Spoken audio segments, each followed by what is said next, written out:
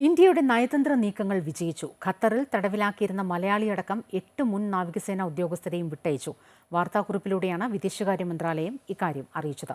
Jail മോചിതരായവരിൽ 7 പേരും നാട്ടിലേക്ക് മടങ്ങി. ഇന്ത്യൻ നാവികസേനയിലെ ഉദ്യോഗസ്ഥരായിരുന്ന മലയാളിയായ Rakesh Gopakumar, commander Purnendu Tiwari, commander Sugunakar Pakala, commander Amit Nagpal, commander Sanjeev Gupta, captain Navtej Singh Gill, captain Virendra Kumar Verma, captain Saurav എന്നിവരാണ് ഖത്തറിലെ ജയിലിൽ കഴിഞ്ഞിരുന്നത്. ഖത്തർ അമീർ 8 പേരെയും വിട്ടയക്കുവാനുള്ള ഉത്തരവ് നൽകുകയായിരുന്നു. 2023 ഒക്ടോബറിലാണ് ഇവർക്ക് ഖത്തറിലെ വിചാരണ കോടതി വധശിക്ഷ വിധിച്ചത്.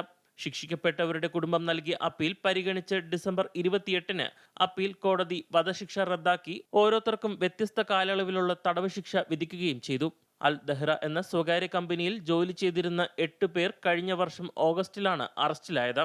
ഇവർക്കെതിരെ ചുമത്തിയിരിക്കുന്ന കുറ്റങ്ങൾ എന്തൊക്കെയാണെന്ന് ഖത്തറോ ഇന്ത്യയോ വെളിപ്പെടുത്തിയിരുന്നില്ല.